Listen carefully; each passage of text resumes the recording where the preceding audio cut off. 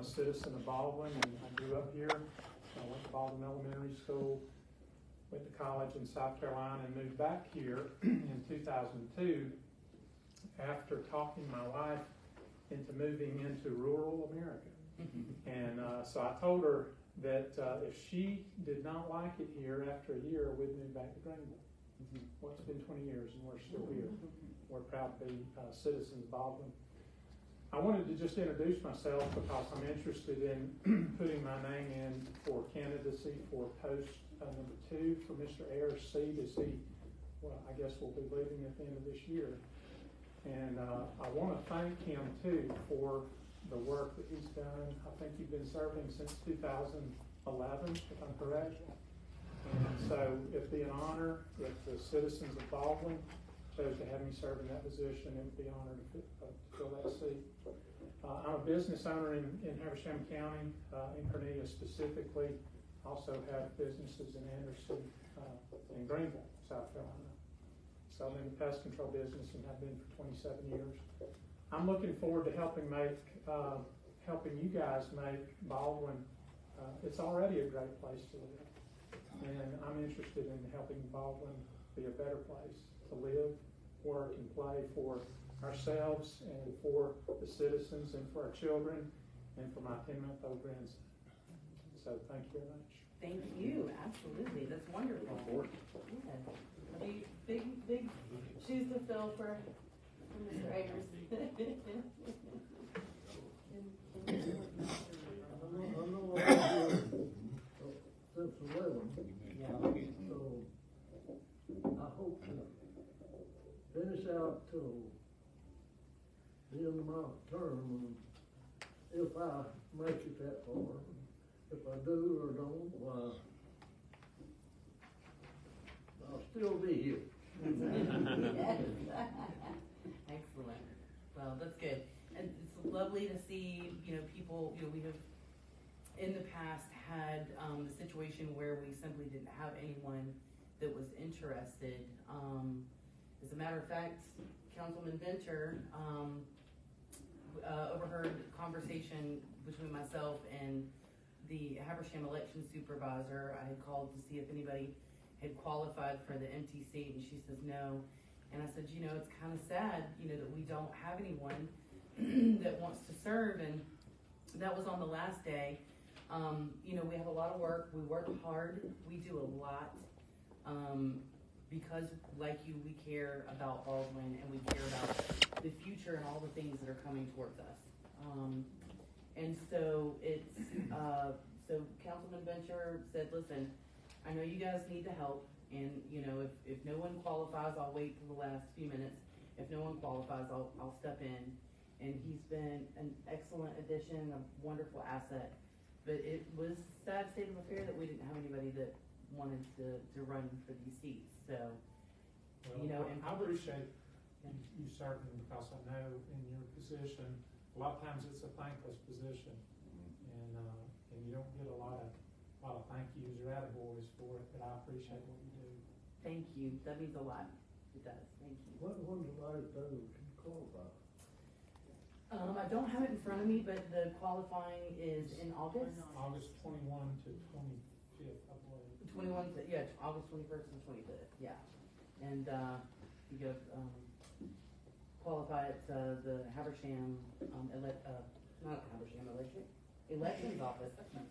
My brain is not working today. Is that right? So it's good. It's good to have people that want to serve and because it is like as you said, often thankless, and it's a lot of hard work that you don't really get paid for. We get paid for these meetings and that's it. But trust me, we spend a lot of hours, working for the city from a servant's heart. So it takes a lot. So look forward to it. All right, so moving right along. We don't have any public hearings. Were there any other citizens that wanted to come and speak? Okay, all right. So first thing is reports. Water treatment and wastewater treatment plant. I'm assuming that's Mr. Fletcher. Water treatment and wastewater treatment extraordinaire. Yes, standing on this very tall podium again. Yeah. I need to step stool back here. So yeah, I'd like to talk with you about your water and wastewater treatment facility. EMI has been managing the wastewater and water treatment facility for a few years now, and on a monthly basis, we do submit a updated report for each of you. I assume each of you don't have that report, so I'd like to kind of go over that report a little bit, and then just some highlights of the previous year, being that we just started 2023. So for the water treatment facility, for the month of January, which we're always a month behind because of the reporting requirements and the additional testing that has to be done at those facilities, the City of Baldwin Water Treatment Plant did treat 63.62 million gallons of water for the month of January with an average flow of 2.05 million gallons per day. And the wastewater treatment plant for the month of January treated a total of 12.55 million gallons of wastewater for the month and averaged 0.405 million gallons per day, which is 405,000 gallons per day at those two facilities. And just to compare those numbers to what we saw in 2022, so for the water plant in 2022, the treatment facility averaged 2.36 million gallons per day. So 2,360,000 gallons per day were treated at the Baldwin Water Plant. The max flow for that period was 3.43 million gallons per day. So we're inching towards about 4 million, aren't we? Can y'all guess when that month was? Which particular month? December. What That's could have right. been December? Yes, Could have been the December. end of December. In the Great Freeze, Oh, yes. yeah. We actually peaked at 3.43 million gallons per day. Now, I will say that number is extremely high. I've not seen that number since we've been involved at the facility. There was a lot of use during that period. The City of Baldwin, as well as other municipalities and water systems throughout the state, experienced a tremendous amount of flow. And that was in a period of one day. The facility is permitted to treat 4 million gallons per day, so we were still well within the permit limits. For the wastewater plant in 2022, the wastewater treatment plant averaged 0.354 million gallons per day. So averaged a flow of 354,000 gallons per day and had a peak of 4.3 million gallons. 4.3 in one day.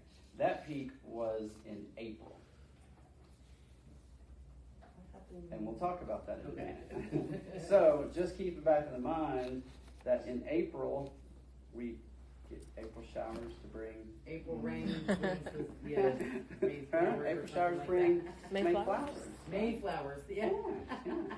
So we're going to talk about that though when we talk about some of the issues at the wastewater plant and what the city needs to be thinking going forward. So just to give some highlights of the water plant, I do want to state that the water plant, for the first time since we have been involved, is completely staffed at the water plant. You have a full staff of employees at the plant, and so you have 6 employees there, and 5 of the 6 are certified operators, which is amazing. Yeah. And that 6th employee within the next 2 months should be certified. I'm very, very confident that that's going to happen. So I anticipate within the next 2 months that we'll have 6 certified operators, which is a huge plus for the city. Yeah, I agree. And the 6th operator, is he the one that we moved over from Public Works? Public Works? No, so that there was an operator that moved over from Public Works, but that was almost 3 years ago. Oh goodness. Yeah. Time flies, doesn't it? Yeah. Oh, goodness. Yes. Yeah. So this newest employee is a new hire. Just came in, has not been in the industry, but really wants to and strives to excel in the water treatment industry. Great. Some of the highlights that the city employees have done at the water plant, the operators themselves. So some of you have been at the plant in previous years. The interior of the plant, the metal components needed to be painted. We did get some costs and pricing for that about 5 years ago, and the costs were fairly high. So we decided to take that on ourselves, and the city operators have been painting the interior of the facility themselves. And so we just recently finished that, have all the piping inside, the piping outside, all the filters have been prepped, painted, looks really good, and saved the city approximately $20,000 in labor in doing so. They still had to buy the paint, which was expensive, so that would have been incurred elsewise. But that was a huge saving, and done it, and looks really good. But not only does it look good, but it's just going to lengthen the life of the structure. Right. During 2022, the City of Baldwin Water Plant met and exceeded all drinking water standards as it relates to the Georgia Environmental Protection Division drinking water rules and regulations. Currently, EMI is in design of the pretreatment unit. We did receive approval from the DDR from EPD, and we're heavy in design, and our goal is to have construction underway by the end of the year. Excellent. That's great. This summer we do have a sanitary survey scheduled. This is a very extensive evaluation that EPD completes of public water systems every 3 years. So this summer, July, the City of Baldwin's water system will have theirs completed. EPD comes out, they spend approximately 2 days. They'll go through the water treatment plant, through all the records, the whole treatment process, quiz the operators, have them do some process control, backwashing procedures to ensure that they are equipped and knowledge to operate the plant, and then they also go out in the distribution system, inspect tanks, booster pump stations, and review those records as well. Previously, we've always scored very well on those, and I don't anticipate anything changing. Some of the issues that I would like to bring up and have been referenced several times in the reports that you receive on a monthly basis is some of the ongoing issues. You will see in this report, as previously mentioned, we have one of the raw water pumps that is inoperable. The city approved to have that move forward with. That pump was actually pulled last month. So it is a shop. Goforth Williams is the company that's doing the work on the pump. And they are currently in the process of making the repairs. We anticipate having that back within 60 days to be able to install that. So we still have 2 pumps that are operational, but that one is out.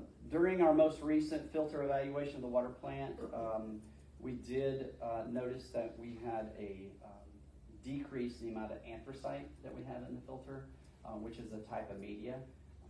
It's by no way interfering with the treatment process, but we do need to replace a portion of the anthracite within the filter media. And the estimated cost of that is $25,000. I did put that in our previous report, and currently in conversation with city management on how we're going to fund that, and I think we're getting close to be able to put that in place. My goal would be to have that done before the sanitary survey this summer. That would be the best option. Some of the things that would be forecasted a little further out would be a filter rehabilitation, which would be replacing all of the media in the filters. This would be a more of a long-term process that we'd have probably in a 5-year CIP, but that's something that would be on the horizon for the city to consider. And we kind of knew that was coming too. That's right. Yeah. Yeah. And we're planning and budgeting for that accordingly. And the filters are fine now, but at some point in time, these are the things that the city needs to consider moving forward. The other items would be painting of the ceiling and support columns in the water plant.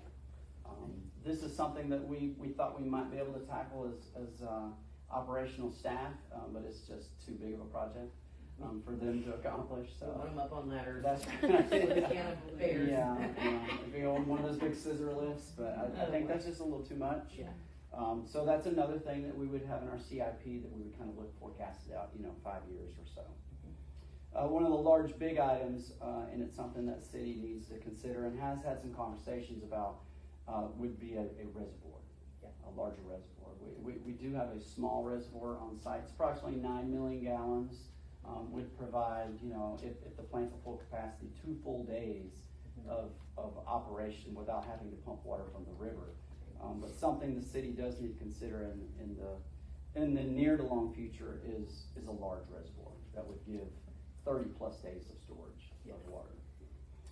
And then the last item that I have listed for the water treatment plant is addressing water loss. The city does have to complete a water audit each year, And in the water audit shows that the city is losing some of the water that they're producing. This is not uncommon for a municipal water system. However, the number is, a number that needs to be decreased. Yeah. For instance, that's just water that you're treating and is going somewhere, and we need to determine where that is. So that's something that we would definitely recommend, and we've talked internally about some potential processes to reduce that water loss. The Water Group Committee has also been discussing that here as of late. And at some point in time, we will have a true plan to present to the city and move forward to decrease that number. To move to the wastewater treatment plant, the wastewater plant is also fully staffed.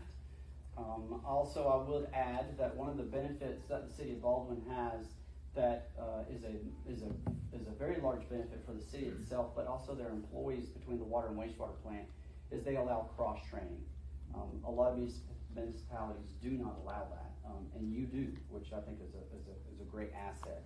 But what this does is it allows one of the wastewater treatment plant operators, that personnel also has a water treatment plant license. So there has been multiple times where we needed assistance at the water plant, and they've been able to come in and serve and operate the plant. The current license and permit that you have with the state of Georgia requires that a certified operator be on site while that plant's in operation. So we can't just get anyone to go inside. I mean, we're processing water that people are drinking, potable water. So it's very important. So thank you very much for allowing those operators to be cross-trained. It's a great asset. And in 2022, just like the water treatment plant, the wastewater treatment plant met and exceeded all permit limits for the wastewater treatment plant. The City of Baldwin Water Plant has a wastewater plant has what they call an NPDES permit, which stands for National Pollution Discharge Elimination System permit. You discharge waste that eventually ends up in the Chattahoochee River. So we have strict permit requirements that must be followed, and the City of Baldwin wastewater plant met and exceeded all of those in 2022. We continue to optimize our treatment and chemical process in order to improve the biological process. As you may be aware, you have a very low phosphorus limit on your wastewater treatment plant, one of the lowest in the state. So the biological and treatment process of that has to be ongoing. And our goal is to strive to do complete as much biological treatment so we can reduce the chemical process, because that's just additional expense. And we've been able to do that. We've been able to decrease it to some degree as when we first started the treatment process, and the city first had implemented a 0.5 milligram per liter phosphorus limit. I think we kind of joke a little bit when we talked about Baldwin's bugs are good because of the process that our wastewater goes through. Our bugs are good. Y'all have Bugs are great. some good ones, that's right. You got some good free swimming and stock ciliates that are removing all these wastes. Yep, hard workers. So one of the things that the city has recently authorized is the pursuit of a screw press, and that dewaters the solids from the wastewater treatment plant. One of the items that we just received recently, good news, is that we have been authorized for another year to dispose of waste at the R&B landfill. But also, the screw press that the city has authorized has been purchased, and the solids handling building is under design. And our goal is to have the screw press installed, the building constructed and operational by the end of the summer. Oh, that's great. That's our goal. And as of this moment right now, it looks like that would be achievable unless we have something that interferes with that. So that's moving. It's actually moving faster than I thought it was going to. So I'm excited about that. A few of the items that we have on our long-term CIP, what I call a short and long-term CIP, would be a storage work building. The operators there don't have much area to work on things. We've got a small area in the back that was part of the old treatment plant. We need a good area to work on pumps and motors and those types of items. Yeah. So we'd like to look at adding a storage work building down there. Filter rehabilitation. Your wastewater treatment plant also has sand filters, similar to the water plant. They have wastewater flowing through them as opposed to drinking water. A little different. Principle is essentially the same though. But within the next 3 to 5 years, we're going to have to rehabilitate those filters as well. The cost of those are going to be insignificant as compared to the water plant. Very smaller filters, and it's just a single media as opposed to a multimedia. The media that's used at the wastewater plant is not the same criteria as potable water. So that expense, while it will be significant, it's not going to be anywhere in the realm of the water plant. We do have some gravel road improvements that we would like to have in place, and I'm getting some cost for that, and that's something I think that we can work into our budget. We have some money allocated for that, so I'm hoping that's something we could have completed within the next year. One of the big items, though, is the clarifiers and the influence structure. This is an item that's been on my monthly list for quite some time, and at some point in time, the city is going to need to address those. For those of you who've been at the plant, know the issues with the influence structure and the clarifier. So that's something we definitely need to consider in the future and have our eye on. And last but not least is the address the I&I issue. So back to April, when we had all the rain, one of the issues with that is we have a collection system that collects all the sanitary sewer. Well, most of the time, the installation of a collection system that collects sanitary sewer is laid pretty much in close proximity to storm water. They're both underground, they both like the flow of gravity. They're not laid right next to each other, but somewhat in the same area. And there is this thing that's called inflow and infiltration, I&I. When the water table rises or an inflow of rain flows into the storm sewer, at times it can leak into the sanitary sewer. Again, this is something that's not uncommon for municipal systems, but it is something that should be addressed on an ongoing basis. And the inflow and infiltration at the City of Baldwin's wastewater plant sometimes can increase and create capacity issues and treatment issues. We're able to manage it. It's not to that degree, but it's something that the city should consider start investigating and evaluating and managing at some point in time, due to the numbers that you see that I pointed out to you in April, which is a high rain event. Yes. So that is my update for the City of Baldwin Water and Wastewater Treatment Plant. I know I just threw a lot at you, but I would be more than happy to answer any questions that you might have for me. Well, the nice thing about the way you presented it is that I really don't have any questions. And you know, we've all taken what we affectionately call the world tour. Fletcher takes us, loads us up, and takes us along, you know, our system line, and we get out and we look at the, you know, for example, at the Chattahoochee where our raw water intake is. Takes us to the water plant where it's processed, shows us the clarifiers and the media that you're talking about, the sand. It's kind of pretty. It's got this little red crystal. Garnet. Yes, garnet. Yeah. Yep. So anyway, very interesting, and I love to know how things how things work. And Fletcher's really great at explaining how they work. But it helps us as decision makers to understand what it is when Fletcher comes to us and say, hey, we got a problem with a pump. Oh yeah, I've seen that pump. Yes, it's really big. I'm pretty sure it's expensive and needs a lot of money to repair. Yes, we know we need backups and why. So this helps us understand. One of the things, and I just want to explain because we've got several people that are in the audience that are looking to serve the City of Baldwin. So the screw press, about a year ago, it was our spring retreat last year, we learned that the Banks County landfill was not going to take our poop cake. So when the wastewater goes through its process, it is put into a belt press that presses a good amount of the water out, and what's left is the cake that we send off to the landfill.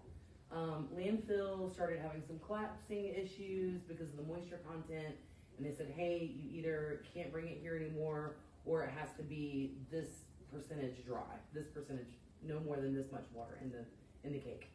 And so the solution to that there were three options. There was a dehydrator, an oven, a dryer, yeah, or a screw press, and screw press was the most cost efficient way that we could make dryer cake. So Fletcher took a few of us up to, I believe it was Hiawassee. Did we go to Blue Ridge or Hiawassee? That's the screw press. Blairsville, I'm sorry. Yes, Blairsville. Where we were able to see their screw press and the operation that they have, so that we could have some sort of idea of the decision that we're making. And so that was very informative, and so we've approved that, and it's good to know that that's coming quickly, because at the time that we found out last year that we were given 30 days to either haul it to really far away. It was going to cost That was Blue like Ridge. $100,000. We would have to haul it to Blue Ridge, yeah. Blue Ridge. That's what Blue Ridge. Yes, Right. we were going to have to haul it there to the tune of like 100 or 125,000 extra, Mhm. and so we were just sort of pulling our hair out and tearing our shirts over it. So they gave us a year, and it looks like we're going to be ahead of the game with that. So that's great.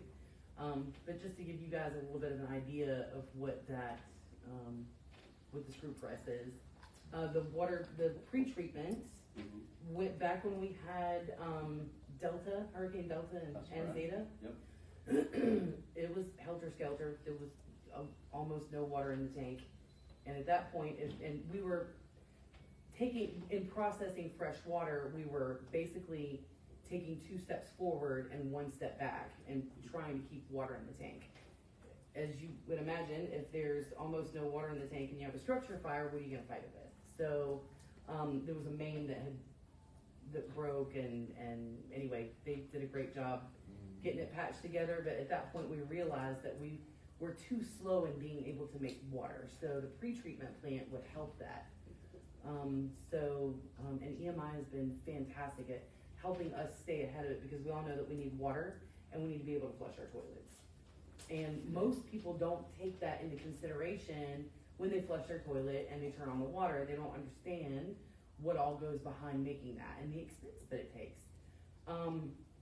But all of that said, the importance behind it as well. So EMI has been fantastic in helping us stay abreast of all of that, and helping us, as Fletcher's been doing for us now, saying, hey, we need to look at this in 3 years, we need to look at this in 5 years. So we know that this is coming, it's not just a big surprise, and we can plan for it in the future and budget for it in the future.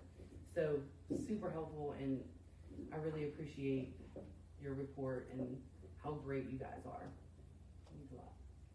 There's a piece to add to that, though, too. EMI also helps us find funding for these projects. Yes. So Great. we appreciate the leadership in finding GFA funding for the projects that have been going on. So it's not that you just bring us problems, you also bring us Yes, solutions this to is- the problems. Thank you. Yeah. Well, yeah. Yeah. I mean, and that's huge. I mean, these are our enterprise funds. We invest a great deal of our psychic energy into water and wastewater. For those who are in the audience, so I'm on the water group, and it's not unusual for us to have 5-hour meetings, Yes. and where we just talk water and wastewater and projects for 5 hours at a shot. And by profession, I'm an English professor, so this is really out of my, this is out of my ken. And so constantly having to ask, why is this important? Because when I turn on the tap to make, baby formula, I know that's good water, right? I'm not gonna poison my family when I make pasta.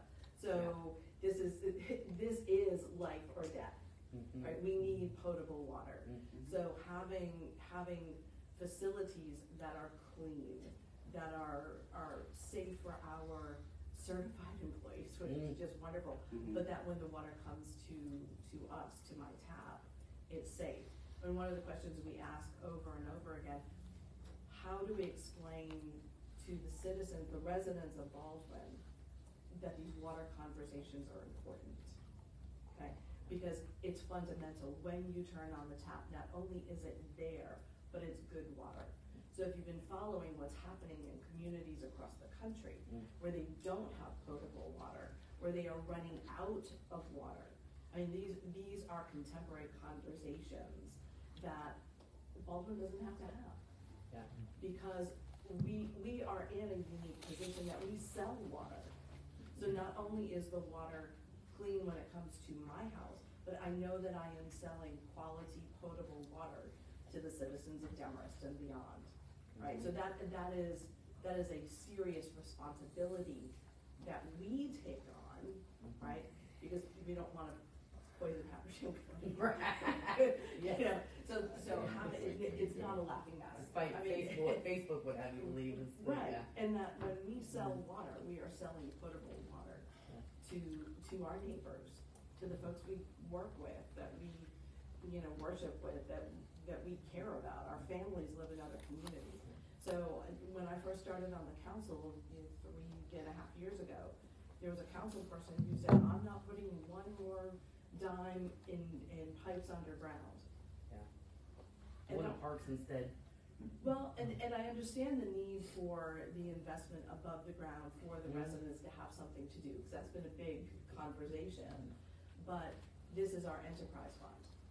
This is where we make money. And so we know that development is coming. We have to have capacity for water and for wastewater for the development that's coming.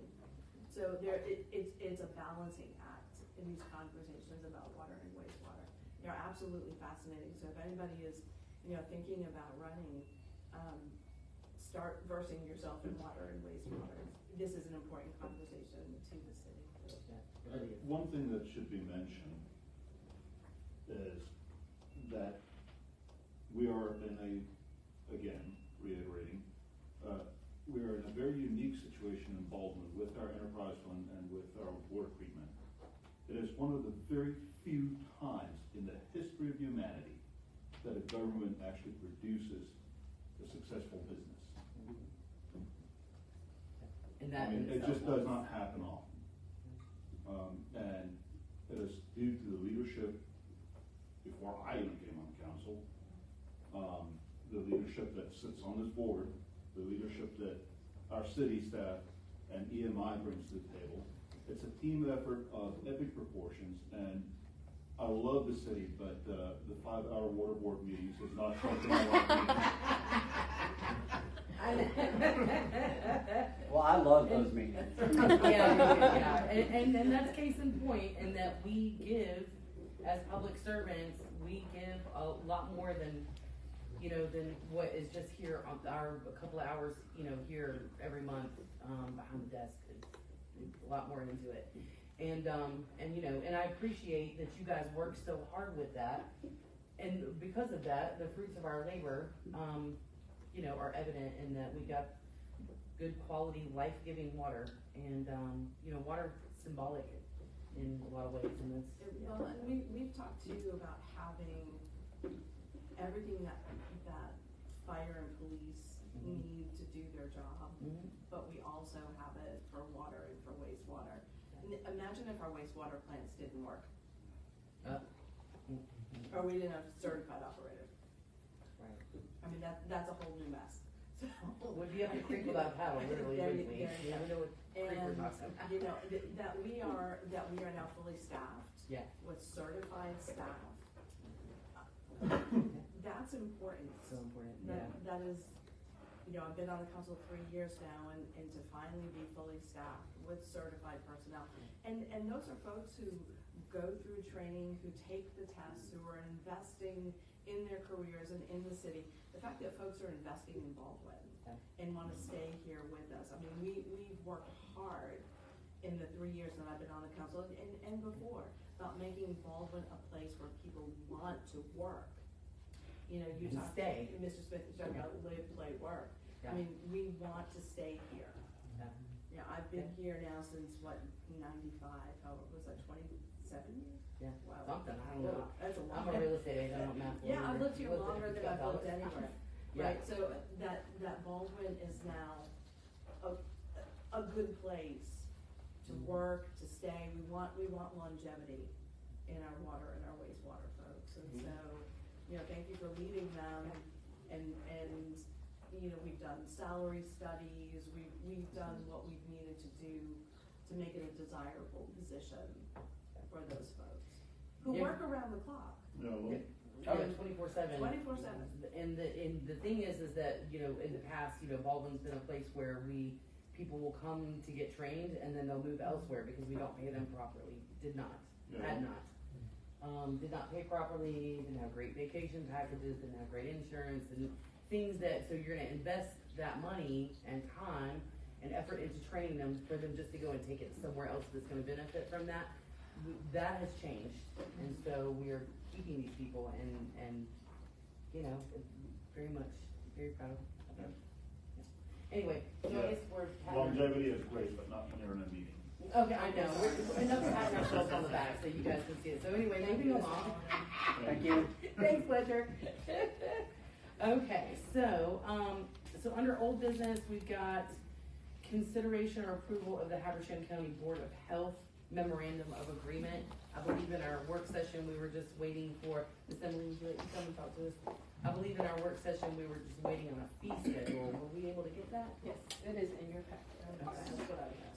Okay, oh yeah, here we are. So there are four different, Mm-hmm. maybe, yeah, four different fee schedules, that the Board of Health has. There's the vaccine pricing table, which is on page 4. And then you also have family planning, adult health, and the STD service ticket. These are all of the fees that the Board of Health has that the city agrees to should we be sending somebody to the Board of Health to obtain any of these items.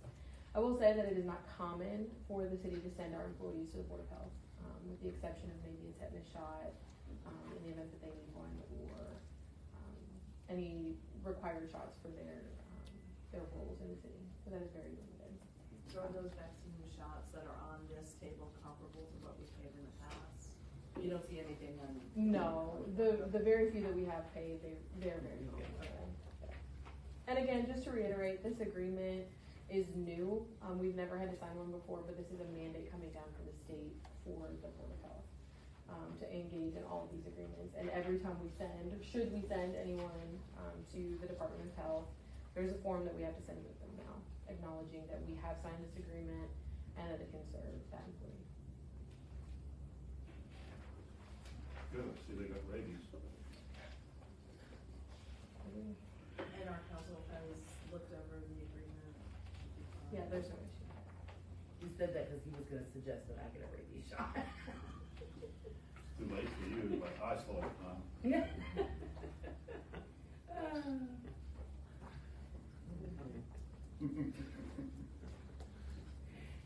These don't seem any, exorbitant at all, really.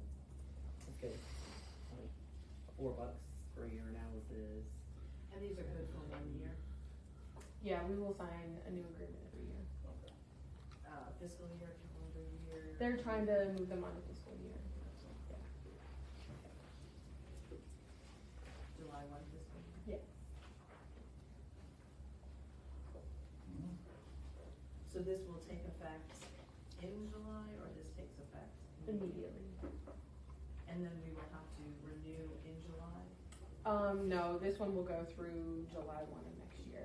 Okay. Yeah. Well, June 30th.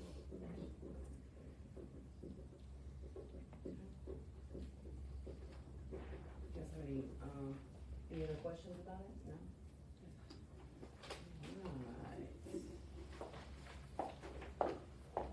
Alright. With that said, can I have a motion to approve the Habersham County Health Memorandum of Agreement as presented? So, Excellent, we got a motion from Dr. Armano. Can I have a second? Second. Second from Councilman Venture. All in favor, say aye. Aye. Okay, any opposed? Aaron, you good? No? You don't wanna approve this? I have doubts about it. Oh yeah, okay, yeah, tell us about it. I mean, it's mandated from the state that we have, but what questions do you have? What I'm looking at is, they got it priced too high. As far as like the vaccines and stuff? All that stuff. Yeah. The upkeep and the upkeep and the expense of all of it. And, will be more or less pulling one man off. Because he'll be the dog at the meeting. Oh, yeah, no, we're talking about the, for the, health department. So, so this is just, these are their fee schedules for the health department. So if, which has been a very rare occasion, if we had to send one of our employees, say to get a tetanus shot, then I think tetanus was, what was the tetanus? I saw the rabies. What is this? Oh, goodness, come back to it. Yeah. So, you know, so the, this one right here, so $82 is what we would have to pay if we had to send somebody for a tetanus shot, or, you know, I don't know that we would necessarily, under what circumstances do we send someone to the health department? Like if they step on a rusty nail or Very few, because we send them to our workers comp. worker comp thing, yeah, I would Yeah. think that this, yeah. Very limited. So there, for example, there's, this is their STD list. Don't know that we would be sending anybody for that. And then there's family planning and adult health fees. Our employees most of them Those have. are two different things that I was thinking about them. Oh, okay, yeah, yep. Okay, so are you okay with the Department of Health? Yeah, I'm okay with that. Okay, okay, can we count that as a yay? Alright, perfect, so that passes unanimously. And we're gonna get to the canine conversation in just a minute. Okay, so, I lost my page here. Here we go. So the next, yeah, that's actually next. So the next, item on our agenda is consideration approval of a canine unit. And I believe we have Officer Ferguson, Assistant Chief Ferguson, apologize. To come and talk to us about that. We did have, there's quite a bit of questions about the canine. I would be close. Do you have anything you want before I start? Oh, go for it. All right. Okay. Good evening. Good evening. So, I know there's been quite a conversation about the canine unit to begin with, for about a month now. And, just kind of give you a little bit of overview as to the plans that we have moving forward and our utilization of NECOS. We're actually kind of asking for two different things tonight. The approval to fund and start a canine unit, and then once that's in place, the approval to take ownership of NECOS for the city of Baldwin. I'm not going to kill you with a PowerPoint like last time. I know they're death by PowerPoint, and they're never fun. But I thought it was important last time to get a visual, and this time just me. So, to me, as a previous canine handler for about 5 years with the sheriff's office, and I've been in law enforcement 17 years, they're extremely versatile tools, depending on what you're using the dog for. They can be used for numerous things, and they're invaluable. I think every department across the country should have a minimum of one dog, and unfortunately, some people don't see it that way. Some places can't afford it, and it sucks, because they really are, for what we pay annually to maintain, care for a dog, train a dog, it's really worth its weight in gold. I think it's the best job in the world. Like I said, I spent 5 years doing it, and honestly, just my family situation at the time was the only reason I got out of it. I mean, most of you know at this point that I have a daughter with special needs, and she was born during that period. I had to hang it up, and that's the only reason I gave it up. So, family always comes first, and it is what it is. But it's the best job in the world. They are the greatest companion, the greatest partner a law enforcement officer will ever have, for multiple reasons. How do I word this? They are tool, just like everything else we use as far as protector of fellow officers. They're just like a taser, a firearm, handcuffs, whatever the case may be. They're a friend. They'll keep you sane in this job when everything else is driving you crazy. And I think we're presented with an opportunity here to get something good going. You know, and I've heard Dr. Armando say multiple times, you know, we're always fixing messes. Well, now we can create something good and better in the department at this point.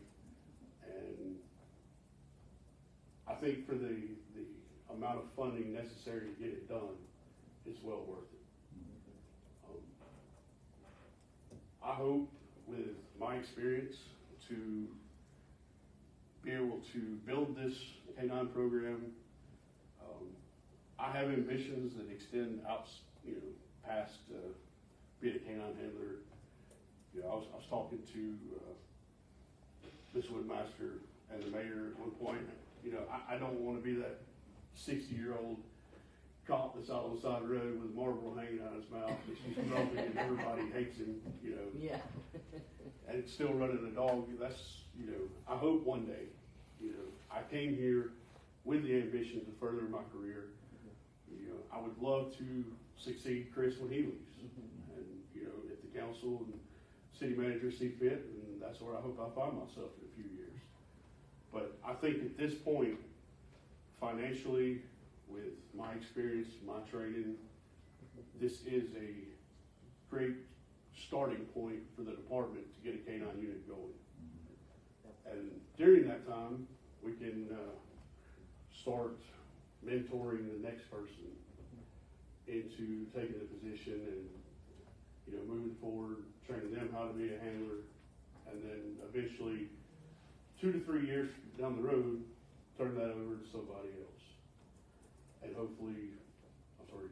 No. Oh, I thought you were going to ask No, something. go ahead. Yeah, something to go ahead, finish. But moving along, grow it, maybe even eventually add another dog. But, you know, it's a great tool. Trying to think, the scheduling, best way to explain it. Before you I go know- into the scheduling, can so we'll just want to clarify something. So what I'm hearing you say is that as assistant chief, that you are looking to invest in the city of Baldwin in spearheading this K-9 program and getting that built into the department for successors to come along for when he eventually moves on, because he's expressed, being the chief eventually when that opportunity arises. So that's what I'm hearing you say, is that you would like to build and implement and build this program into our police program. It's everybody's got something they want to be proud of, to build. Oh yeah, You I know, like on their it. own. And this is a great spot for me. This is where I have experience. I think it's an absolutely great, opportunity for the Baldwin Police Department. I know the chief's on board. You know, I've talked to several other people within the city that are clearly on board. I think it's a great opportunity. We had this in the plans. This is what we saw in the future. And it just came a little quicker because the opportunity presented itself. Right. With the community wishing to donate, property, items needed, and a dog that is more than capable of being trained. So it happened a little sooner than we expected, but I think it is an opportunity that we can't pass up. Yeah, I agree. If I could, because I know you're gonna pull up the schedule, which is would be the scheduling that you guys worked up as far as having a K-9 officer and the time that it takes. There was some concern that this program would be taking our already limited officers, because we're not quite 24/7 again yet, but we're getting there. So some of the concern was that this would be taking our officer off of the road and in the time needed to train the animal and things like that. So So I know you're getting ready to go into that, because there were some questions, and as I mentioned, Mr. Llewellyn is, unfortunately sick this afternoon, so, he sent some questions. So if I could pause you real quick and just read some of these questions out, and that way maybe that, as you'll contemplate these questions as you're going through that. So one of the questions was the fact that we have brand new police cruisers, and they're on a lease program. So one of the concerns that council had was Enterprise, how are they going to feel about one of our units being used as a canine unit? So that was one question. I believe you already got an answer from Enterprise on that. That's good. The other question, let's see, the least, as well is the city's liability if the dog were to bite someone. You know, of course, that question was already answered in our work session, in that our liability insurance does in fact cover that with no additional, so our insurance, covers, our liability insurance covers if the dog bites someone, the liability, without it being any additional cost. Just in the same way that it covers our tasers and any of our other weapons. If we buy the animal mortality policy. So okay. it becomes automatic with the insurance policy that we place on the dog. So it's covered under our general casualty and liability. Yes. But it's because we've added this package that becomes automatic. I got you. Okay, thank you. Thank you for clarifying that, because I didn't remember that part. The other question, let's see. So another question was about our assistant chief having to spend most of his time working and training rather than being out patrolling. So I believe you're getting ready to actually address that. So Right. there's the question. So, actually, multiple people have asked about the scheduling and how, as assistant chief, we would take on this role. And, so right now, in 3, maybe 4 weeks, we will have 4 shifts, 24 hours a day, everybody on patrol. And I cannot wait for that day. Yes. So, all knock on wood. Currently, we'll have 1 per shift, myself and Chief Jones, and then we have Investigator Silva, who's running all of our criminal investigations at this point. Of course, we have future plans to add a supervisor to each rotation and move forward from there. Along with those plans is that addition of the canine officer. I believe the way we had it scheduled out was supervisors, and then the following year we're looking toward the canine position, just because supervisors on each shift helps a lot. So we realigned a whole bunch of tasks within the PD recently, even before the dog came along, and took a month ago, 2 months ago. There's no way I'd be standing before you asking to do this right now. Yeah. We just we had too much on our plate and not enough help. And luckily, we have been able to sit down, realign a lot of the tedious tasks, if you will, to different individuals throughout the PD, and take a lot of the burden off one person here, one person there, so I can get back to actually day-to-day operations, which is what essentially I should be doing in the first place. Because prior to 2 or 3 months ago, I was lucky if I got out of the office to go get lunch, let alone actually get out and supervise and answer calls, do traffic stops, things of that nature. So now that we've got ourselves kind of aligned, we've got the correct personnel in the right places, I can get back to that task. So with or without the dog, the scheduling is going to kind of change anyway. I'm going to be more out of the office actually supervising instead of sitting behind a desk trying to get uncovered from all this that I'm buried in. The schedule will with or without the dog is going to vary. I will work some evenings, work some mornings, work weekends, take a couple days off in the middle of the week. And that allows for access to all 4 shifts with the canine. And that's the big thing. Yes. We could give the dog to one officer and say, go forth and prosper. And his shift or her shift will probably prosper. But it's gonna be that one shift. Nobody else has really access to the dog without calling the dog out at 2 a.m. And, I mean, it's just, it's not feasible every time you need it. So at least this way allows everybody access to the dog and everybody can use the dog. Of course, we'll have an on-call status, you know, as long as I'm not on vacation, things of that nature. I'm 10 minutes, grab the dog and out the door for middle of the night stuff, whenever I'm not here, things of that nature. Do you have a copy of your schedule that you had earlier? Do you have it with you? Actually, I do not. I looked that with her. Oh, okay. So I kind of created a schedule like Monday and Tuesday would be 8 to 4, Wednesday 10 to 6, and then Friday and Saturday, because of course it's the busier time frame, working until 3 to 11 or something along those lines. And then it can be adjusted if we have meetings that morning, things of that nature.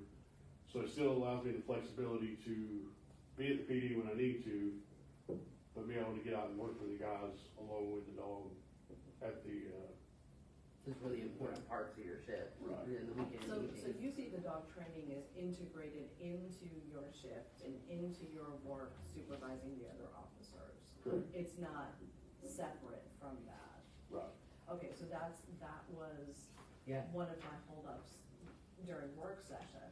I'm thinking that you're off at a course, you and a dog together, and then work was not getting done. But you see this as integrated. Yes, so we figure, at least until certification, 20 to 25% of my time over the next 4 to 6 months will be dedicated toward training at the hours I would normally be on duty anyway. And this will get him up to the standard to be certified and ready to go. After that point, we will dedicate a certain amount of hours, say, the standard is 16 a month, so 4 hours per week that we are at the PD, at another location, training with another agency, whatever the case may be, to meet that standard. So everything that's going to occur now will be during the normal hours, and I will, again, 20-25% of the time, somewhere in there, usually an hour, 2 hours a day max over the next couple of months to get him to where he needs to be and get him certified. So you have a way to cover your work that you would normally be doing Yes, when you're working with the dog. yes. Okay. So Yeah. that's Yeah, because that was one of the bigger concerns was taking away, so. so. You know, we've had civilian employees leave recently, and we obtained one with a great wealth of knowledge in some of the high liability topics. And that has helped us to realign that position or those duties rather, to take some of the burden off myself and the chief, which allows me to actually get back to the supervision part and get out and actually do things where I didn't have that time before.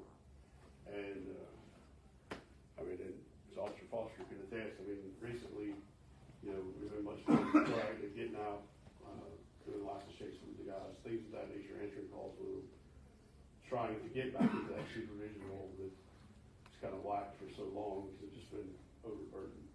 I think it's important With too administration. to remember that we are a small department, so the chief and the assistant chief are wearing multiple hats. So being able to hire somebody that can take off a couple of those hats from, you know, the assistant chief as well as the chief has given him not necessarily more time to do this, but a shift or a realignment of his duty.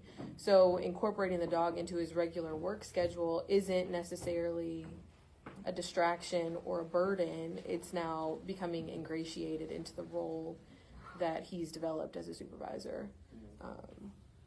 And I think that's great. With that realignment of the duties, I think that puts us and you specifically in a great position to be able to provide that leadership in our department and develop that K-9 program. Without it being something, because with something that we had in the long-term goals, things kind of fell into place in a way that it could make sense. And so with the realignment of those duties and it not being able to take things up and being able to implement that is great. So last week we were given that 12-page Yeah. document that will kind of help us understand how we run this K-9 unit if it's approved. And in it, it mentioned a 3-year contract for whoever the handler was. Have we seen that 3-year contract? We have not developed one as of yet. We didn't want to invest the time unless council approved the program. I would feel uncomfortable approving the program without seeing that. Because it's part of this. Yeah. So I'm wondering what that would look like, would there be an articulation of responsibilities, or, I don't know what would be in that. The only thing the contract stands for is for reimbursement of training costs leaving prior to that 3-year mark. The one that I would take on is gonna be different from every other one because we are building a program, we are getting it started, and it is my intent, hopefully around that 3-year mark, to turn it over to somebody and to a full-time K-9 position. And you come in with credentials already? Do I know? You come in with credentials Yes. already? Yes. So So, you might be different than, handing it off to somebody. Yeah. and my training costs are not gonna be nearly significant like theirs. I don't have to take a handler's course and all that, which is where the money comes in.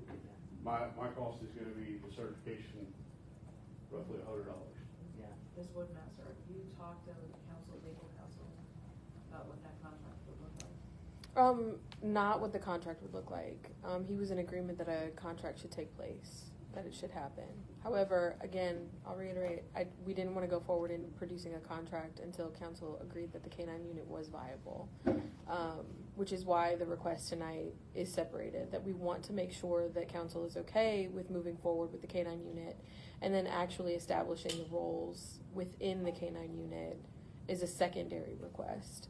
The contract, whether we make the decision that it's a 3-year contract, a 2-year contract, or a 5-year contract, is all contingent upon the establishment of the unit. However, with Assistant Chief Ferguson's role, his contract will have to look different because he's implementing the program. He's not the staple of it forevermore. Yeah. So that initial contract will look different, and we didn't want to invest the time in creating that contract if council didn't want to move forward with the program and with him in that role. So the vote tonight, if we choose to go down this path, is the establishment of a K-9 unit. That's correct. Precisely. Yeah, there's three potential requests. 1, the establishment of the program. 2, how to fund it. That's essential. And then the third one is authorizing the use of the Nikos, the dog that we have in our possession, and officially taking ownership of that dog. That dog will not become an in-service or an employee until there's a contract with Assistant Chief Ferguson for that to happen, for that role to take place. Right. So this would just be the program. Yeah. So if we were to approve this tonight, does Baldwin say tomorrow morning we have a K-9 unit? No. Okay. No. Just the program. Yeah.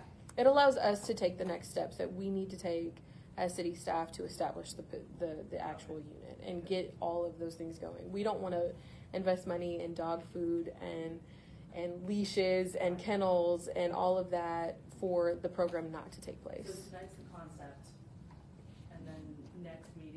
north the details and then possibly the. Yes, in the next meeting, you'll have a contract for the K-9 handler. And then as far as funding is concerned, Can we go back, even before that, we Yeah. haven't dealt with enterprise. Oh. We Yes. laid out a lot of money for cars. Yeah. I'm interested to hear what they have to say about a dog in the car. yeah, So, I did speak to our regional manager. She's something. well, yes, but she's our account manager. So, She's regional sales. I spoke to her through email.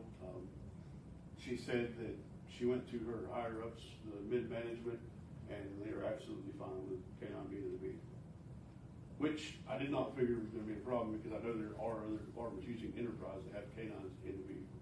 yes, right. So- Okay. I have written confirmation from them saying they're good with it.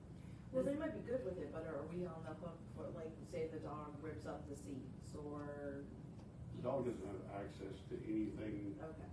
so It'll be I in a guess- kennel with a muzzle? no muzzle. No.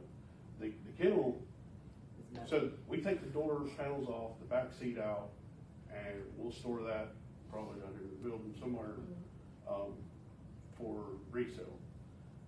We take all of that out. The kennel actually has sheet metal over the doors, there's window grates, and then it's made of sheet metal, so they can't access the headrest, the front seats, the rear of the vehicle. They really can't get to anything they could tear up. Yep. I mean, the box is completely encompassed all the way around, so you couldn't get to the headliner, none of that. The worst case scenario, you're gonna have some dog hair. Oh, yeah, yeah. We have a little, Yeah, Well, does it have a bottom? Does it Yeah. have- Yes. Okay, so Yeah. it's not just to sitting. hose it out. And I think it actually has a lid on the outside, right around, keep it from spilling. Yeah. So Enterprise, that was, what was I getting ready to say? Do you wanna see a picture of one? Oh, yeah, awesome, that's, yeah, visuals are good, yeah. It's kind of a rough idea. It's not the exact one, but it's Rough idea. Oh, okay. almost the So same. like you said, the back seat's on, it's gonna be taken out. More or less, everything's gonna be. Just like a the kennel- pod. Yeah, Yeah. once the kennel will be where you just stand on actually the vehicle. That makes sense. Yeah. So that way, if you see damage to the vehicle, stuff like that, so it shouldn't be any issue if they're probably gonna do something exact one. Yeah. Is, that's built into this budget? Mm. Something? That has been donated. Actually, All right. And they're like $3,000. I'm like, I don't wanna hear that yet. well, We're not well, there. Yeah. so this wasn't donated to us for this particular project. Right, This is an officer that got out of law enforcement, his canine handler. We allowed him to store it back here, again, long before this dog ever came along. yeah, Ironically, it will fit our vehicles, and, he says he doesn't want it, he doesn't wanna sell it, he wants to donate it to the department. So we haven't technically taken ownership of it. right. but He's it's willing been to donated donate as it. ours. He's willing to donate it. We Right. did the program. Well, I mean, one of the concerns that I have too, you know, I mean, if animals are dumped or you're somewhere in Banks County and you have to deal with an animal issue, we don't have a way to safely transport said animal, that this might give us a way to transport that animal. No? No, We wouldn't be able to, yeah, we'd have to leave that up to animal control, but it'd be But you nice have to be able to animal do control that, in but Banks County? no. Right, so if our There's guys nothing. get called for something, what happens? But you're potentially putting That's, We can't do a anything. disease Can't or do something inside your canine. No, yeah, No. that, yeah, So with part of this program too, we've got a kennel that was donated as far as like a outside kennel, like for a yard. And that is something that we could potentially, because we've actually discussed that within the PD itself. Hey, if we do the canine program or anything like that, we have a dog that's dropped here like Nikos was, you know, we can actually store the dog in the kennel we have, the yard kennel, I guess you could call it, more than a vehicle kennel. I think the But, chief and Mr. Woodmaster already did all of that, So, you know, But, that doesn't give us an option there as well. And it's- if that was, so, and that was one of the things that was that Mr. Llewellyn, one of the concerns that Mr. Llewellyn had, and something that we would have to look into, and this is a separate issue from canine, but there was a time where one of the municipalities in Habersham had a deal worked out with the animal control in lieu of paying the yearly fee that we were having to pay on top of what county residents already pay in taxes. The program that they had is, or the deal that they had worked out is that they had a kennel on city property, and if someone brought an animal that was not during business hours for animal control, that it would get stored there. So Mr. Llewellyn had a concern with that, in that, you know, if something happened to someone's animal while it was on city property, would we be liable? And so that's something that we would have to look into. That's obviously a possibility, not the first time that it's ever been done, but that is definitely separate from the canine thing. Yeah. I'll just answer her question about Yeah. if we find a dog over there. I mean, it's another potential we can use until we get the animal control situation figured out. Yeah, but it's a potential, yeah. So anyway, yeah. All right, so we got Enterprise, again, good with it. Mhm.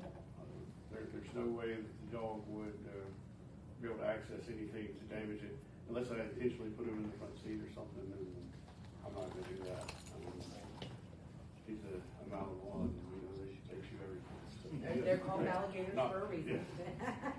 Okay, but we're not talking about that specific dog yet. Yeah. We're talking about a dog in general. Yeah. Well, any dog for that matter. So a question was raised about what happens if I leave the PD. The dog, if the city takes ownership of it, the dog would remain with the city and a new handler would be trained. Now, if the dog is retired, typically they give it to one of the handlers, if it's the last one, first one, whatever the case may be. But if, 3 years from now, I'm like, peace out, I gotta go, still have the dog in my possession at that point, the dog is turned over to a new handler. So what happens to your contract if the dog ingests something fatal after a year and you signed a 3-year contract? And the dog expires? I mean, there would have to be a stipulation in that contract that it's null and void at that point. Well, so this is like, I've not seen the contract, so Yes. these are things I'm concerned about. Yeah. Not that I don't love you and want to hear for 2 years, or would we just find another dog, would, just fulfill the remainder of the contract, would it be null and void? So the insurance, if I understand correctly, the package that they were talking, canine mortality, thank you. This is my day's been long. The canine mortality insurance would kick in and they would, pay us $10,000 to get another dog. So, yeah, but what happens to that 3-year contract is my question. If the dog dies after a year, It will rely solely on the employee. So we would either hire another dog, or if the council determines not to have a canine unit, that contract would have a clause in there to dissolve. Okay. Yeah. But it's not related to, that contract is not related to the dog. It's related to the employee. Yeah. right, so Justin doesn't get to sit here for 2 years and go, I No. don't have a dog. No. Just be sitting in the office. Yeah. Not allowed. Well, And we know we wouldn't do that anyway, Yeah. but yeah, but it's Okay. things that have to be brought up, and questions have to go. Okay. As far as, so what we have left now is funding, I got a few other questions. Oh, sure. Yeah. Question was brought up about how does the city obtain ownership of the dog? And as far as Negros itself, not any dog. So in consultation with Habersham County Animal Control, we pretty much followed with their procedures. There's several state laws that kind of go over different things. There's one that says you have to wait 30 days. That's in a criminal case, such as a puppy mill, animal cruelty, things of that nature. The one that animal control falls under, any governmental agency for that matter, it actually states that the local government, whether it's the city or the county, can adopt a ordinance in how they proceed with stray animals and the disposition of them from there. according to the animal control, the standard is 3 days by the Department of Agriculture. Typically, Habersham County waits 5 days. They did get involved. They didn't take possession of the dog. They did get involved when he was originally found. It was documented, and then between the Director of Animal Control and the Mayor of Baldwin, she more or less housed him for the animal shelter because they couldn't take him. I fostered him, yeah. And so it was documented that way, and then they have sent us a letter saying that we can take ownership through them and be adopted. City of Baldwin can adopt the dog through the animal shelter because it follows that process. Yes. Yes. Habersham Animal Control actually came out to the city of Baldwin. They ran all over the dog for a chip. We also posted on social media, and the Northeast Georgian was kind enough to advertise in the paper that the dog was looking for his family. So we've taken all avenues that are possible in trying to find the home for the family of the dog, and we were unsuccessful. The And vet no one came also forward. checked it for a chip. Oh yeah, the vet checked up, yes. And Habersham also posted on there at the animal control facility as well as their social media pages. So all the efforts were exhausted in trying to find this family. There was talk about getting a dog from a commercial vendor. I know we talked about it a little bit last time. You're looking at 10 to 15,000 roughly. I mean, I haven't. It may have significantly increased since that time. I mean, it's been a long time since I really looked at the prices of a dog. But it was 10, 15,000. And I know there was some talk about there's a certain vendor that will allow military veterans to use their GI Bill, get a dog, and would be at no cost to the city, and it's already trained and all that. It's actually not that simple. I've been trying to pull it back because it's not quite that simple. It's I would have to volunteer my GI Bill benefits, which I'm about 5 seconds away from my bachelor's degree, so I'm not willing to give those up. Yeah, no. And then, you know, the city loses, with that, the city loses a lot of control over the dog because the dog is not owned by the city. Right. They would have to contract, pay the handler X amount of dollars per year. You lose a lot of the oversight. And then if something happens, the city's still on the hook for any medical bills and things of that nature. So while it sounds great, it's really not as simple as it sounds. And just wanted to clarify on that because I know somebody did bring that up.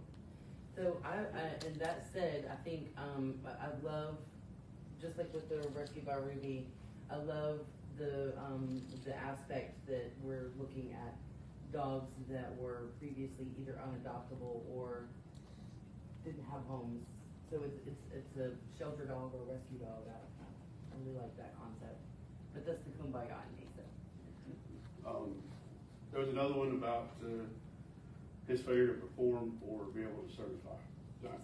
I cannot stand here tonight and tell you 110% sure that dog will certify in a few months. Can't do it. But I say that it's extremely slim chance the dog doesn't perform or doesn't certify. I'm willing to say less than 10% chance all day long. And from what I have accomplished with him in 3 weeks, I really. He's easy to work with. Yeah. Yeah.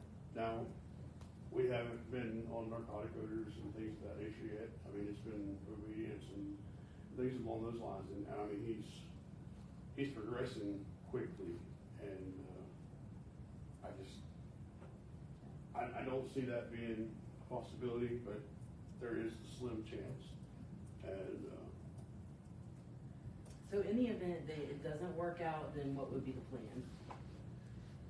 there's always the commercial route, which again is expensive, but it is an option. And then there's always the option of finding rescues things of that nature, and starting over. And you've already done this already with a rescue dog. I have. You adopted, yes. So the sheriff's office wanted a lab, and so we went to, I don't know, dozens of shelters, rescues. We finally found one at a place in the Lincoln, South Loretta, Roswell, somewhere down there. High energy, just like Nico's, like ready to go. And she was young, and she was a lab greyhound mix. And as crazy as it sounds, I mean, you know, people laugh when she get out of the car, but I'm gonna tell you what, when it comes to dope, you couldn't find a better dog in the world. I mean, she was top notch, and I mean, we did. She didn't no sit when we got her, and got her from housebroken, basic obedience to narcotics, articles, tracking, and I mean, it was a learning experience, that is for sure. Yeah. But honestly, I think to me, going that route is so much better than a commercial vendor, because you and the dog bond so much stronger. And here you go, here's a 4-week course, have a good day, and somebody else has trained the dog, then you're coming in, and it's, who are you? So you're having to bond with it, learn. And they do a lot of the training during that course with you to strengthen that bond. Yeah. But it's not the same. And it's very achievable. It's not overly expensive. It's an overall better experience for the handler and for the dog.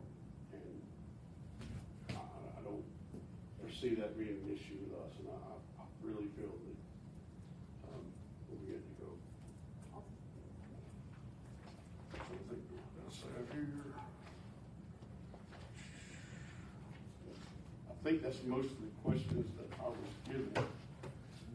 Anybody have any questions of me? You have a modified strategic plan in your packet. Oh, yeah. Yes. Okay. So To- this is modified from the last, I'm sorry, this is No, go modified from our work session? Yes. Okay. And,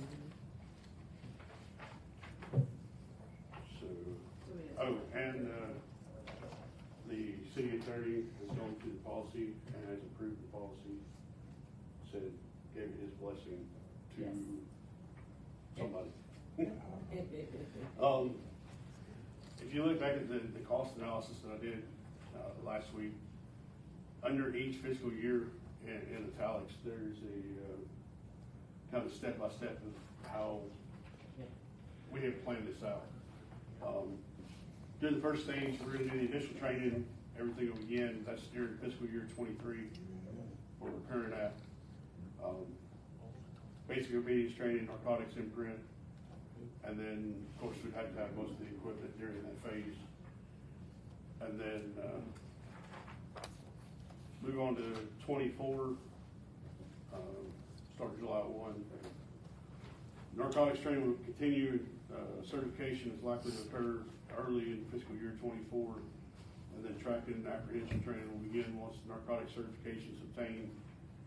And then somewhere in 24 is where I'd like to get somebody started with training with me to kind of start mentoring someone. And we may not have that person right then, we may, it depends, but that is a goal. Because I'll be honest with you, I wanted the job so bad when I was at the sheriff's office. We had 2 dogs. We had one that was leaving for state patrol, which I didn't know that at the time, but I volunteered. I worked night shift. I was a night shift supervisor, and I would go out all day Wednesday and train all day with the dogs. I would take bite after bite for the dogs and hide all their dope so they didn't know where it was at, and make it challenging for the dogs. And the whole purpose of that was, I'm not getting paid for it, so I'm just volunteering my time, and then I'd go work all night. And it was because I wanted the job so bad. And that's kind of what I want to see here. I want to see somebody to step up, somebody ready to go. And I did that for 9 9 months to a year. Mhm.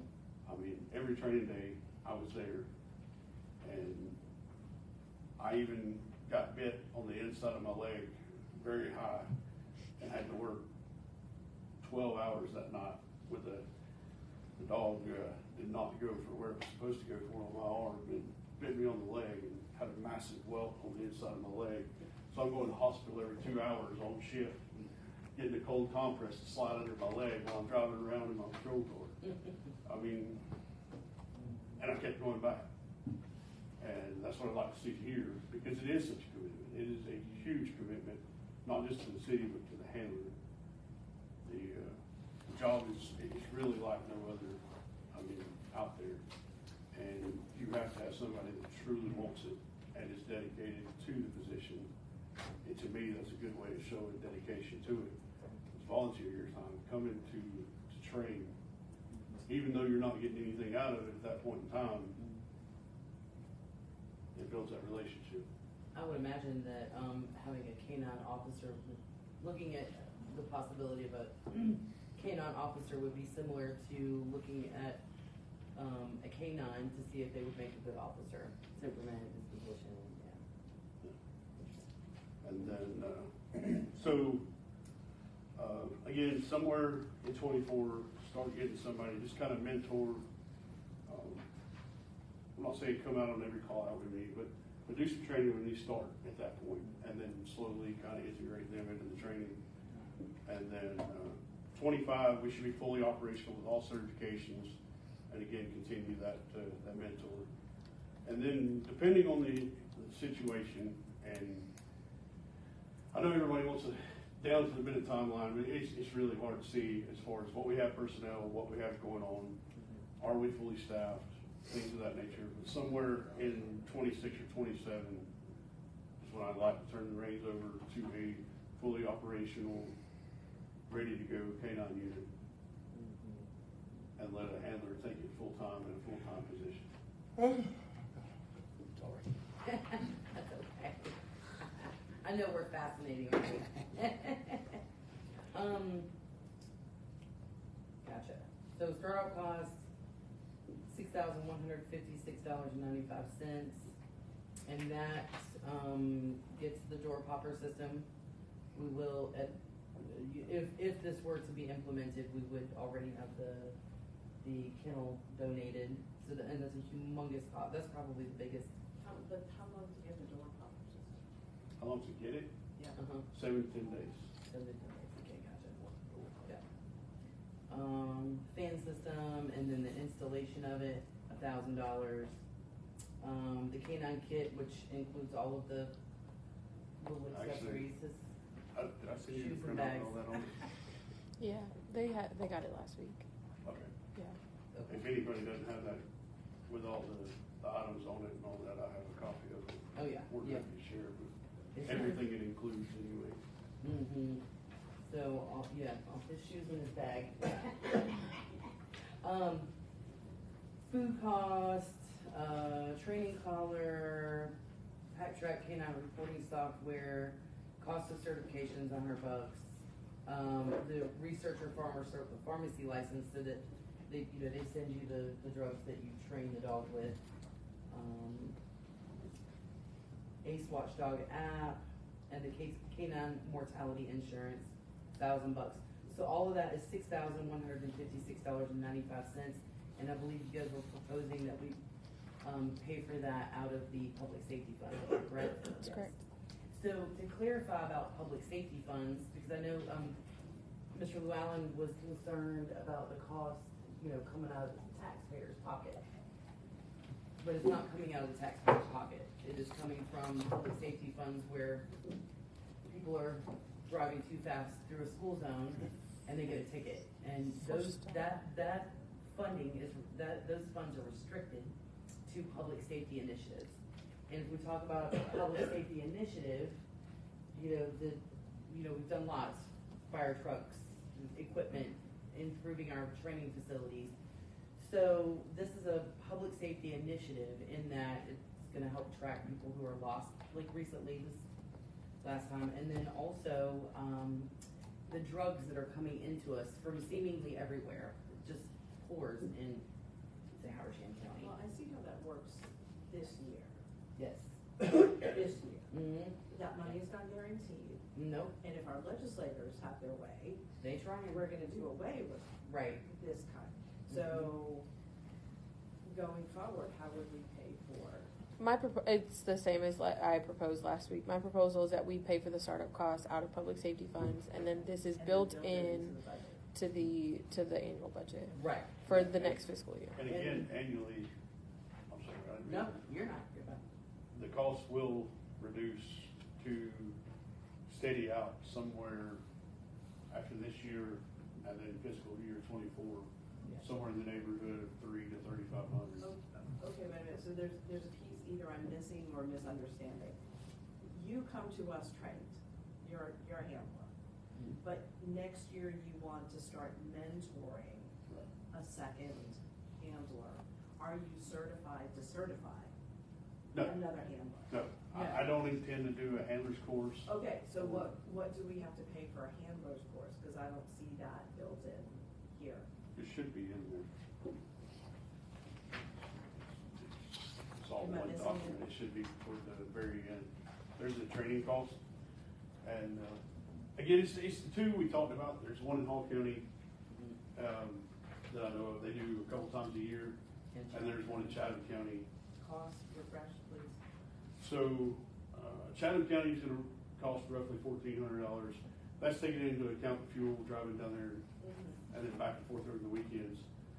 The course itself is free, the housing is free, there's actually dorm rooms, at Chatham County that you can stay the entire time, you can actually stay over the weekends, if they're good with that. They have kennels to house the dogs, and then Hall County, your approximate cost is just under $600, and again, that's taking into account driving back and forth to Gainesville 5 days a week for 4 weeks, and then, the cost of certification. Yeah. So that would happen fiscal year 2025, we would have to certify somebody. How long is the program? Probably 26 at the earliest. Okay, so one of my concerns is that we're leaving things for future people to take care of. So if this is the plan going forward, let's make sure that in this itemized list, we include that in 2026. You know, where we say it's 3353, but it's really also the addition of training the Yeah. handler. It's not on your on the 5-year plan. It's just on the training cost. Right. So we can include that. Just, you know, we may Yeah, not be here. absolutely. By 2026, so whoever goes back to our notes should say, okay, this is why we're including that much. I guess my way of doing it that way was because we're definitely doing it this fiscal year. So that's why I attached it in the same document, but I just No, didn't no, include it. I'd rather put it in there and say, Right. we don't have to do that, take that out, that's a bonus. Yeah, Gotcha. that's true. I see that way, but I like that better, yeah. I do. We can anticipate, so like nothing is missing. Yeah, and then if it doesn't happen, right, we're Yeah. not, yeah. Yeah. Overcommit, yeah. Yeah. And then, and honestly, you know, in building this into the budget, $3,500, we pay, how much do we pay partnership for Habersham? 2,500. Right. And and the benefits that the K-9 program, that the K-9 program has, I think, would be very beneficial to the city. And it would be, well-spent money, whereas sometimes it's not all that well spent. Have we answered Councilman Ayer's concerns? What do you think there?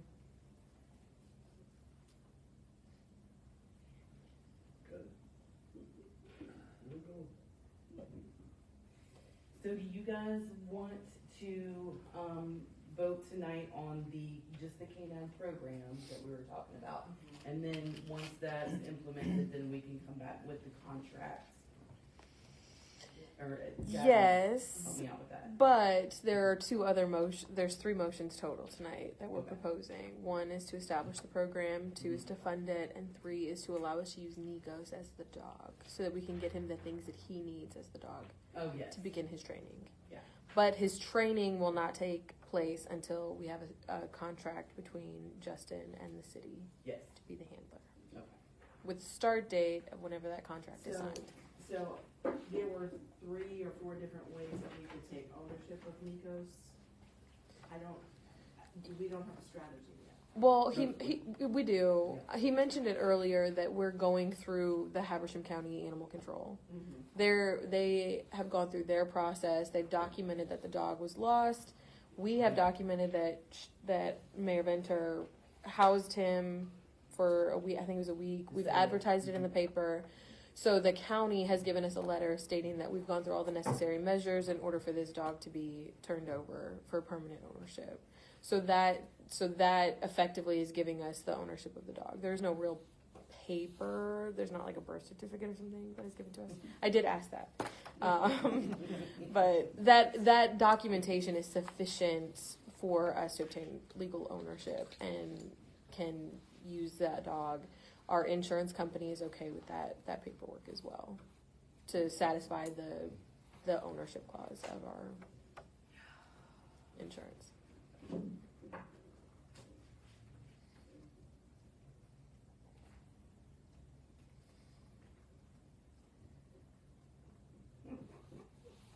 Okay. Well, now, did you want to have any more questions or comments? We want to beat a dead dog? Oh, sorry, I couldn't resist. Say that. Do you feel like we have done everything we could possibly do to have the discussion tonight about the dog? I do. Do you feel like we've done everything we could possibly do to have the discussion about funding this, I do. including the 3-year contract, Yeah, I think the having approval tonight and allowing the city staff to move forward moves us in the right direction, establishing that contract with all the information that we want in that contract, and allowing Justin to become Nikos' handler officially for the city of Baldwin is the best next step for the city. I think that we have done our due diligence. So if we were to approve all of these tonight, all 3, sorry, it's water. If we were to approve all 3 of these this evening, tomorrow morning, would we have a K-9 unit? No. We would have a K-9 unit on the books, but it wouldn't be staffed. Yeah. Okay, because we haven't established. Right, there's no contract. Yeah. So until there's a contract, that dog can't work. Yeah. Can't begin training until that contract is in place. But we've set up the program so that we can hire, contract Justin to fill that role. When would we, God, she's persistent. When- She says yes. You wanna talk to her? Would we at the next meeting Yes. then handle this? That's correct. So by the end of the month, we could have a K-9 unit. That's correct.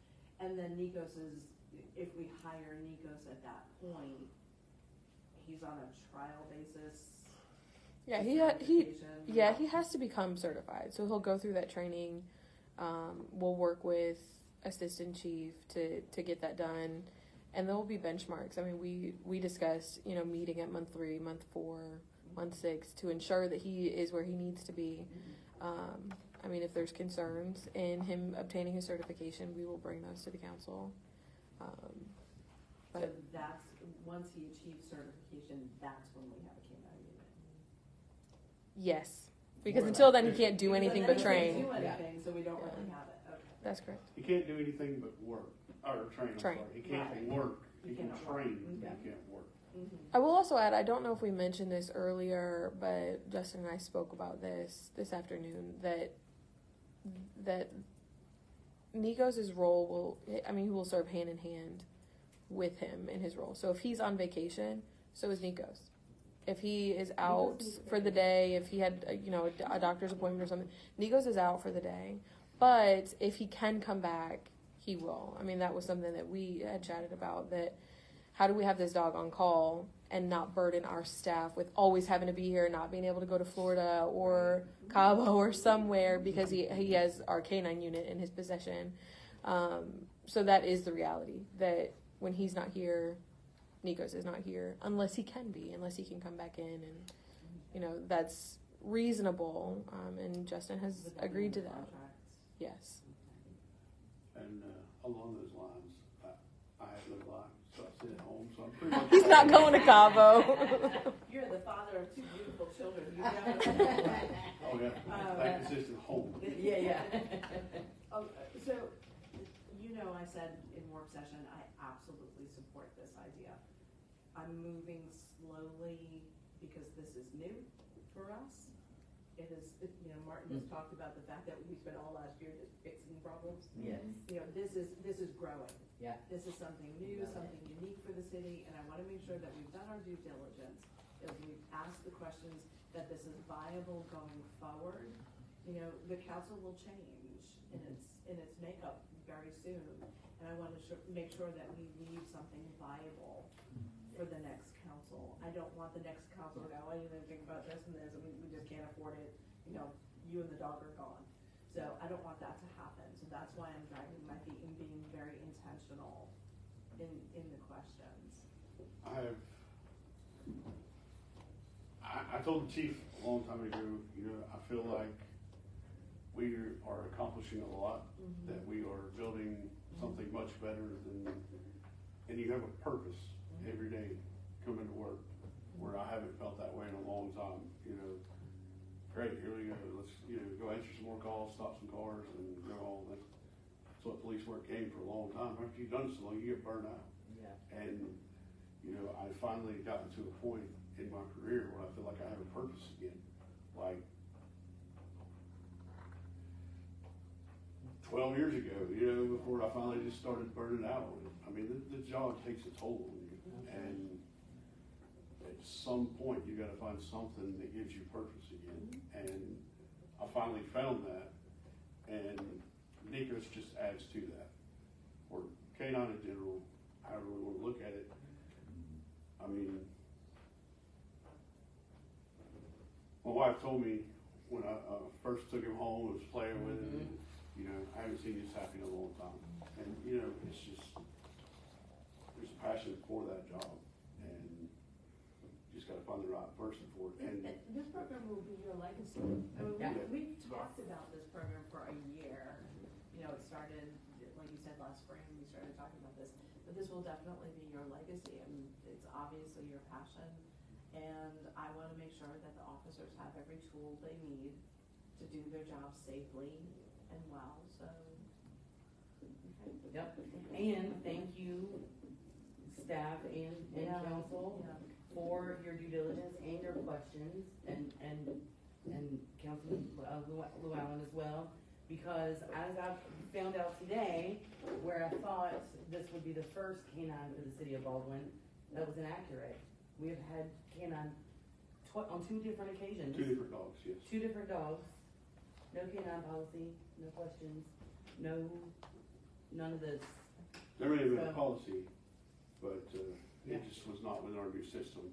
Oh. Our current policy prior to the one that I created was pretty much, we're gonna follow whichever agency's canine we're gonna use. Because that, gotcha. I mean, Right, ultimately, they're Yeah. gonna do with their dog what they're allowed by their policy, so yeah. it makes sense to follow that. Thank you. With that, I Yeah. just, you know, I felt so strongly about this when it was brought to me the following weekend. I think we thought we were gonna put it on the council meeting the Monday night, and then we kinda, no, we're just gonna wait and talk about it at the work session. Yeah.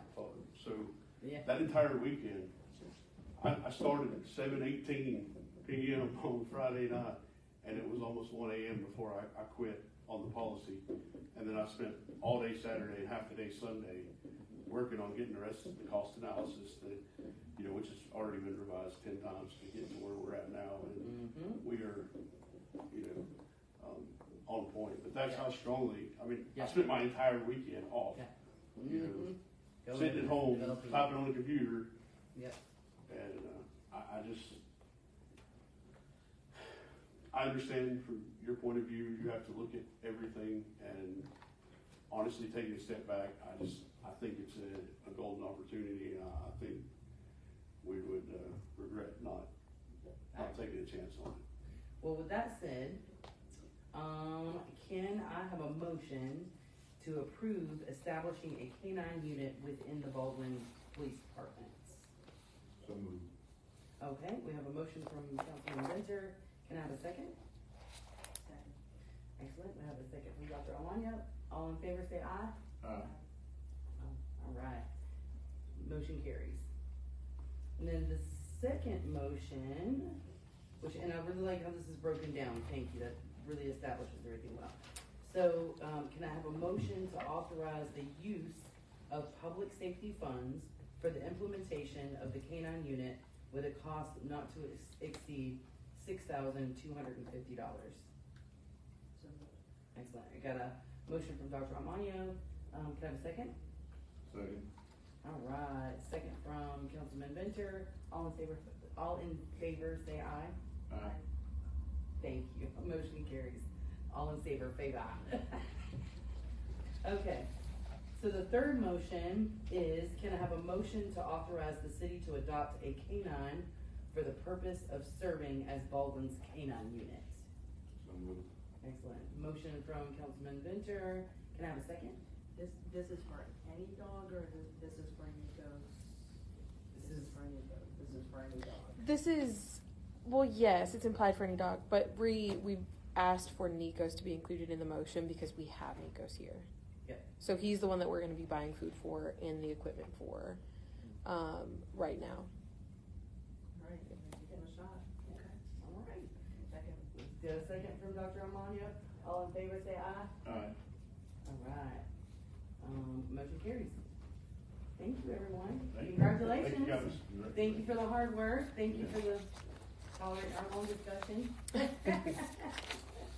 everyone. You know, it's interesting because there are so many things that go really quickly. Yes. Here, because we've talked about them for hours. Yeah. In retreats or in Yep. meetings, and this one we have done Yes. in public, so people Yeah. are really seeing the sausage be made, so. Yeah, this, Yeah, yeah, this is, that's but, exactly and, right. you know, I mean, this one, Yeah. usually we come up here and be like, yep. Yeah. Motion second, and we say aye. 'Cause we got Because- committees Right, and- right, yeah. especially when we start things in retreat, but this one has been Yeah. quite public. Yeah. With Yeah. that said, y'all still wanna run? Oh, yeah, are you scared yet? They're like, game on. Mr. Satterfield. Yeah. I'm telling you. Yeah, sometimes we get a little long-winded, don't we? Okay, so, next thing, no, we're not. Consideration approval of emergency Regency lift station repairs. That's pleasure, I guess, huh? No, you done? You don't wanna go? Scared we're gonna ask you some questions? No, I'm ready. I'm just kidding. Oh, man. Scott could not be here this evening. Yes, he could. Oh, Why? How convenient. He has put forth an emergency request on page 13. You'll see that request. We have some repairs needed at the Regency lift station. There's two pumps. Yeah. 2 pumps. Definitely. And we have defective check valves, and as a result, and also isolation valves on one pump, but we are recommending, improving both on both sets, so that they're working in conjunction with one another, or being used at the same time. And that cost is $13,947, which is an expense. This was not anticipated in this year's budget, and we are recommending that we use the Operations and Maintenance Reserve Fund for the wastewater treatment plant. You've got enough bandwidth there for it? Yes, we did. We looked at that today. The mayor was in my office, looking through those numbers. If you recall, we did commit a significant amount of our O&M for the purchase and construction of the solids handling building that required quarter 2 and quarter 3 of our operations and maintenance funds reserve funds. This will dip into that just a little bit, but we will have that money supplied within the next 2 weeks. That transfer is being made. So we already have that money, it's just not been transferred yet for the third quarter transfer. So the money is, we do have sufficient funds to cover that expense. So if we approve this tonight, how quickly could the project start? Scott's estimation was 3 weeks to get everything, bought, paid for, and then out in the field and constructed. Repaired. Alright. So I'm gonna go ahead and ask for a motion. Can I have a motion to approve the emergency Regency lift station repairs to be expensed from the operations and maintenance reserve fund and not to exceed $14,000 as presented? I've got a motion from Dr. Almaño. Can I have a second? Second from Councilman Ayers. All in favor say aye. Okay, any, nope, motion carries. We're gonna get there, y'all. It's a long night. Okay, so that was the last item on the agenda. We have announcements. Baldwin cleanup day is Saturday, April 22nd from 9 a.m. until 12. Join us at the Baldwin Farmers Market at 110 Airport Road and celebrate Earth Day by cleaning up Baldwin's roads and planting a tree. Free t-shirt and lunch provided for pre-registered participants. Sign up with your t-shirt sizes at Baldwin events at cityofbaldwin.org by April 7th. And then last but not least, the City of Baldwin will be hosting a town hall meeting on May 1st at 6:30 p.m. at Life Church. We invite citizens to come and ask questions, meet department heads, and discuss the future of Baldwin. Town halls are very, very, very important. So we hope to have a lot of participation. So, can I have a motion to adjourn? Excellent. Can I have a second? Second. All in favor say aye. Aye. We are adjourned. All right, I know y'all want to go home. Thank you very much for dealing with us for